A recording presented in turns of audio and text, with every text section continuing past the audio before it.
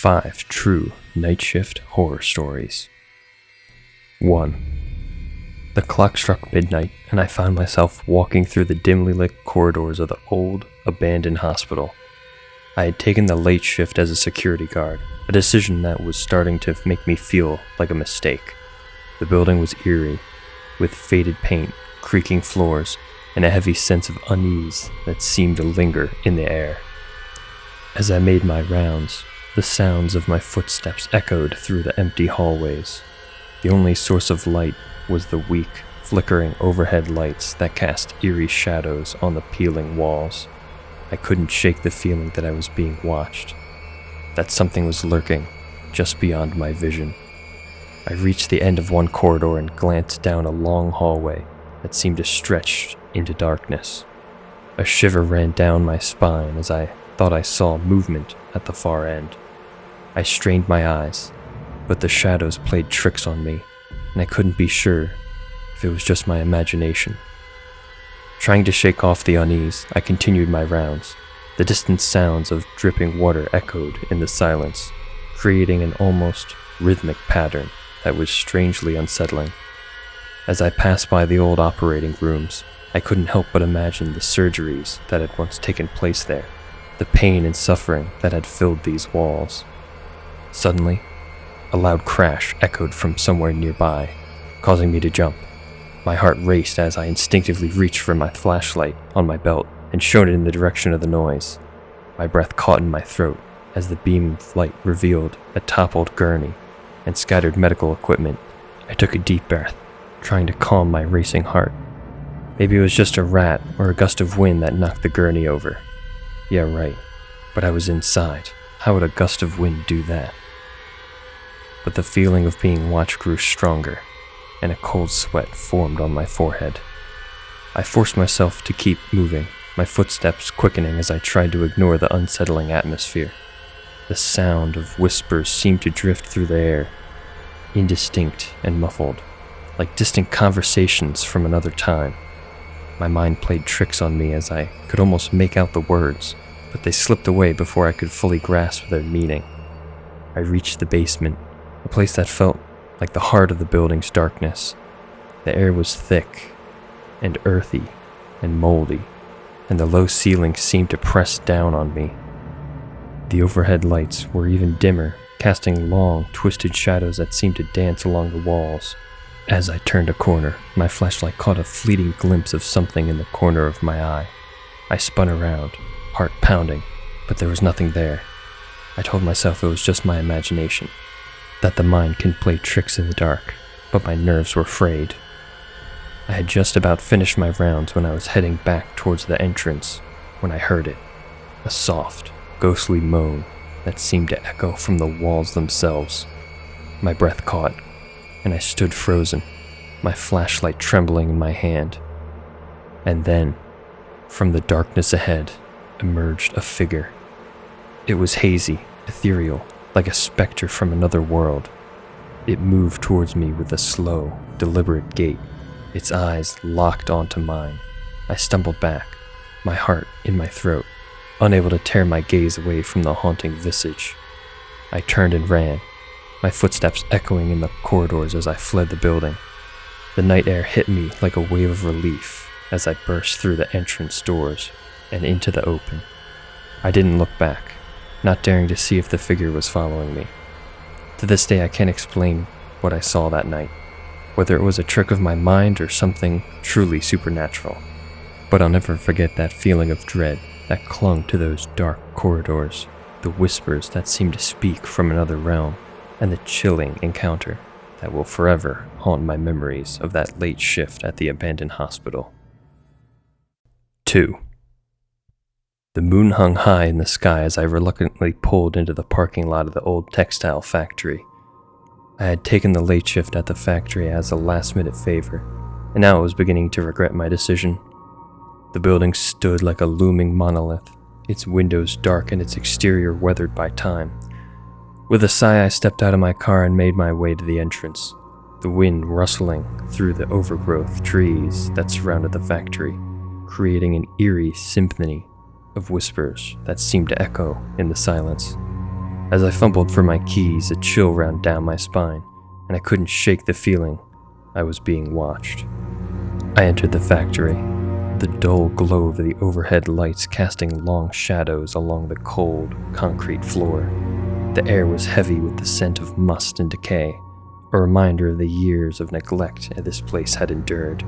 The hum of the machinery that once filled this place was replaced by an unsettling silence that seemed to hang in the air like a shroud.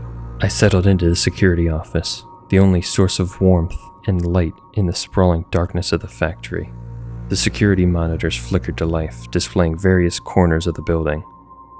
Most cameras showed nothing but empty hallways and vacant rooms, but one feed caught my attention: the basement.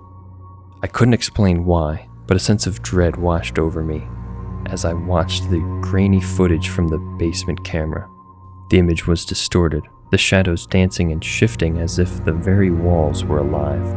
I tried to shake off the unease, telling myself it was just a glitch in the system. Hours passed and the factory seemed to settle into an even deeper silence.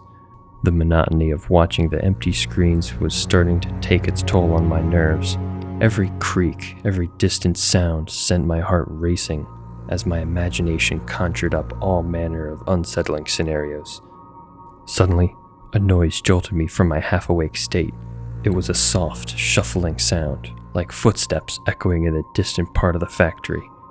I strained my ears, the silence now broken, and I held my breath as I tried to pinpoint the source. The footsteps grew louder, closer. Panic gripped me as I realized that someone or something was moving through the factory.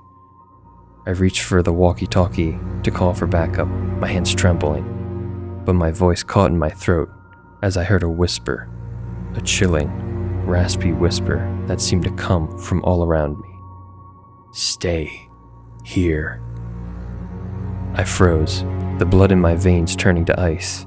The voice was neither male nor female, but it carried an otherworldly resonance that sent shivers down my spine. The footsteps were getting closer, and I knew I had to make a decision: stay and confront whatever was approaching, or run and hope to escape the unknown terror.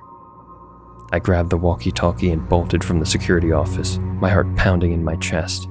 The factory seemed to twist and shift around me as I navigated the labyrinthine corridors, the whispering growing louder and more insistent in my ears.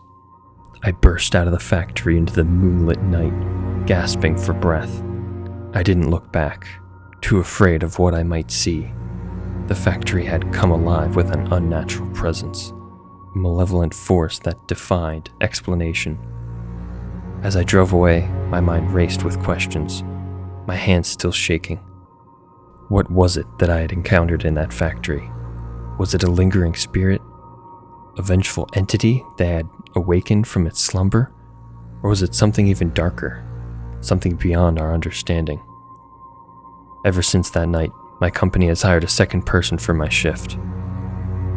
That was after I refused to work alone after that late night shift at that old textile factory. The terror that lurked within the shadows still remains, but it's better now that there's a second person with me. 3. The clock struck midnight, and I found myself entering the vast and dimly lit office building for my overnight shift. The usual hustle and bustle of the day had given way to an eerie silence that enveloped the place like a suffocating shroud.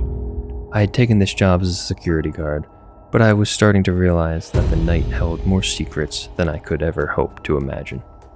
The fluorescent lights buzzed overhead, casting long, ghostly shadows that danced along the walls as I made my rounds.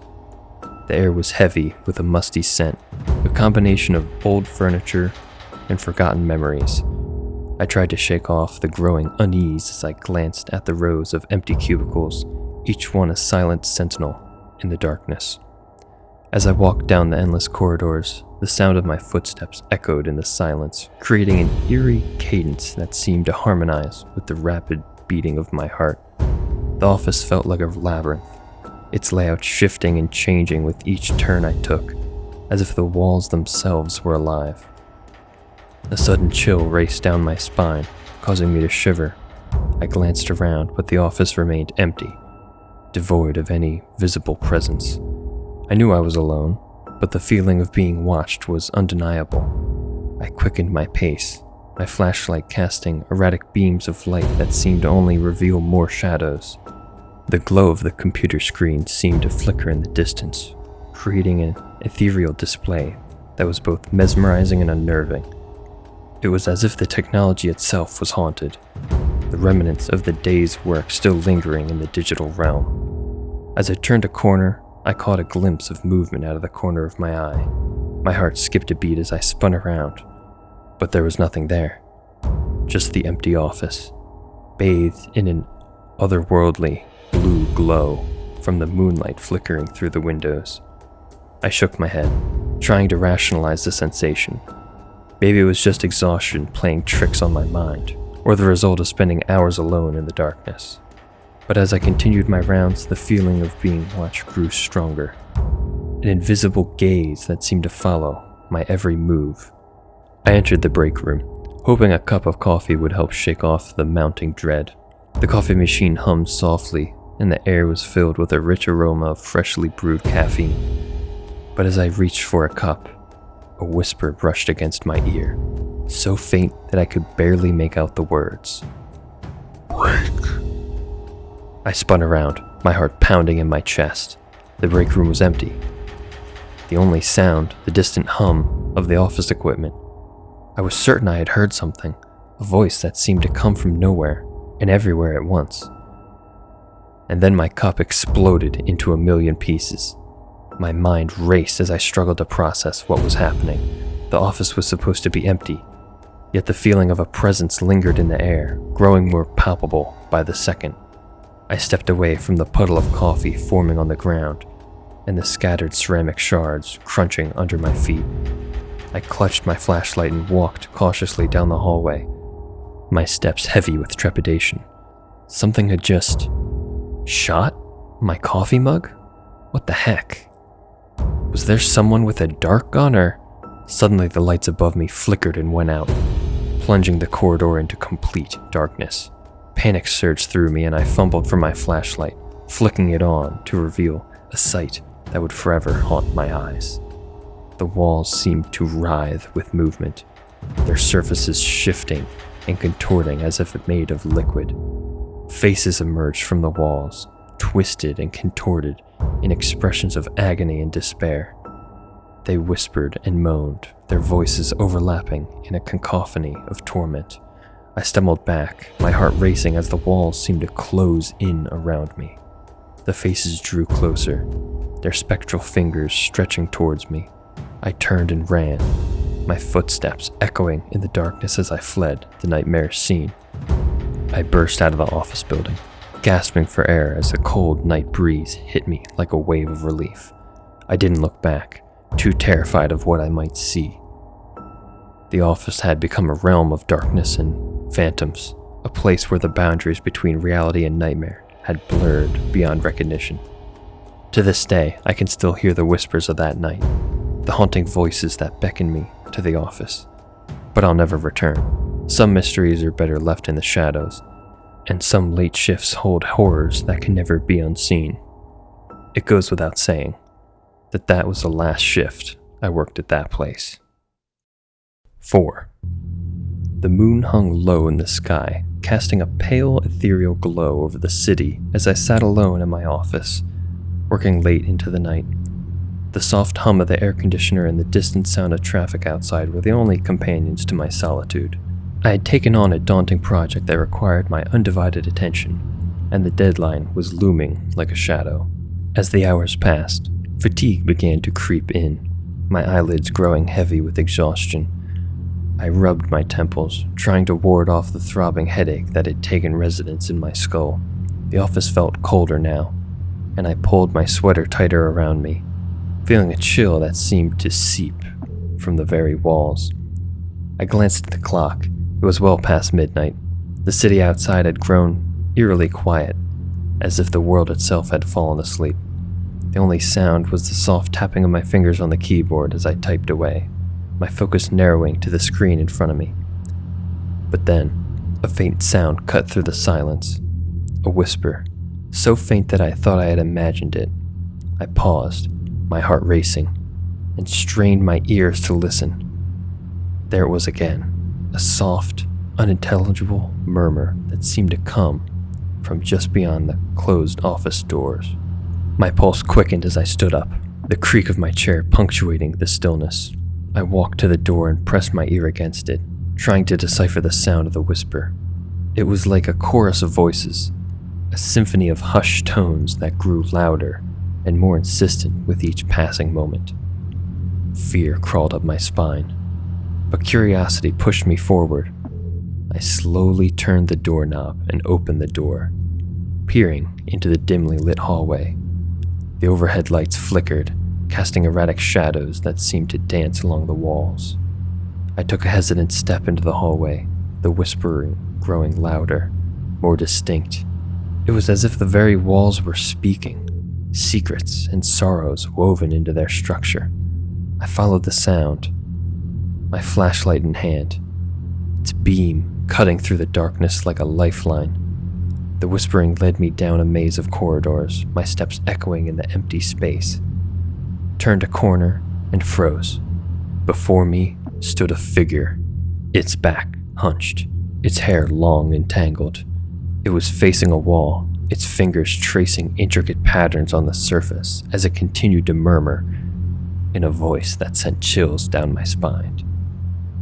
"Here we are." My breath caught in my throat as I realized the figure was not alone. The walls were covered in shadowy silhouettes, human forms that seemed to write and sway in time with the whispering. Their faces were obscured, their features twisted and contorted as if captured in the throes of agony. I stumbled back, my heart pounding in my chest. The figure turned, slowly, its eyes meeting mine. Eyes that were empty, void of any humanity. The air grew heavy with a suffocating malevolence, and I felt a presence, ancient and terrible, filling the hallway. The miracle that happened next still makes my hair spike up on my head. I heard my partner returning from stepping out for a late-night donut run. I heard the front doorbell jingle as he entered the building. I turned and looked towards the main entrance, and looked back, but the specters were gone. With a trembling hand, I turned and ran, my footsteps echoing in the empty corridors as I fled from the haunting scene. I burst out into the entrance area, gasping for air as I stared back at the corridor. And then I saw it again. It stood there, innocuous and dark, concealing the horrors that lurked within the walls. My partner looked at me strangely. I pointed, but when he turned, it was dawn again. To this day, I can't erase the memory of those whispering voices and the sinister figures that inhabited the office. The late night had transformed from a quiet sanctuary into a realm of nightmare, a place where the boundaries between reality and the supernatural had been shattered, leaving behind only the haunted echoes of a presence that should have never been disturbed. I didn't show up for my next shift, partly from being embarrassed by my coworker, and because those figures still haunted the darkness of my eyes when I blink. 5. The rain was falling in relentless sheets as I trudged into the old library, my footsteps echoing in the cavernous entrance. I had taken up a part-time job as a librarian, covering the late-night shift to make some extra money. As I looked around the dimly lit space, I couldn't shake off the feeling that the building itself had secrets it was unwilling to reveal. The shelves towered above me like silent sentinels, rows upon rows of forgotten knowledge and stories. The overhead lights flickered intermittently, casting eerie shadows that seemed to dance along the walls. The air was heavy with the musty scent of old books, a fragrance that mingled with the dampness of the rain-soaked windows. I settled into the front desk, my fingers dancing over the keyboard as I tried to lose myself in the work. The sound of the rain tapping on the windows created a soothing backdrop, and I was slowly beginning to feel at ease in the quiet solitude of the library. As the night wore on, however, a sense of unease began to creep over me. The rain outside had intensified, the wind howling like a mournful wail. The library seemed to take on a life of its own. The creaking of the floorboards and the distant rumble of thunder conspiring to create an atmosphere of palpable tension.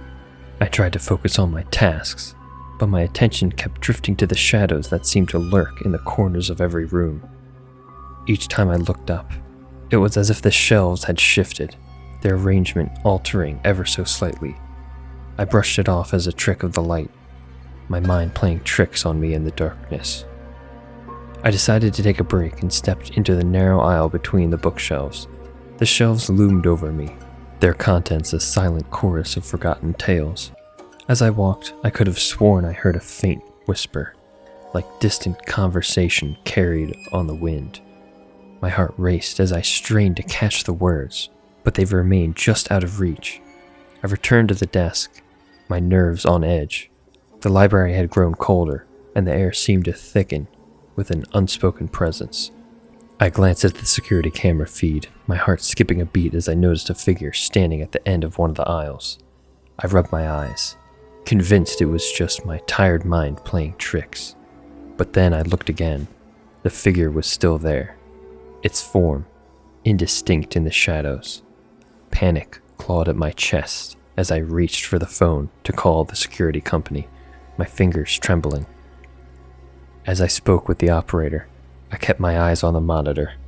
The figure seemed to sway and shift, its outline becoming clearer with each passing moment. It was as if it was materializing from thin air, an apparition from a realm beyond understanding. The operator assured me that they were sending a security team, but the figure didn't seem to be waiting for them. It began to move, gliding silently between the shelves, its gaze fixed on me. I felt a chill crawl up my spine as I realized that I was not alone in the library. I backed away from the desk, my heart racing as I fumbled for my keys. The figure drew closer, its features becoming clearer. Hollow eyes and a spectral visage that sent waves of terror coursing through me. I turned and ran, my footsteps echoing in the empty space as I fled the library. I burst out into the rain-soaking night, gasping for air as the cold air hit me like a jolt. I didn't look back, too afraid of what I might see. The library had become a realm of shadows and apparitions, a place where the boundary between the living and the unliving had been shattered. To this day, I can still hear the whispers that called out to me from the shelves, the echoes of the presence that I can never forget. The memory of the figure looming before me. Some late nights are best left undisturbed, for the secrets they hold are the ones that should never be unveiled. Which story caught your attention the most? Let us know in the comments below, and don't forget to like and subscribe for more content. Until next time, stay safe. And thank you for watching. I hope you enjoyed today's video. Check out my website in the description below to see what I'm writing, and just below that are some suggestions related to what we talked about today. Peace.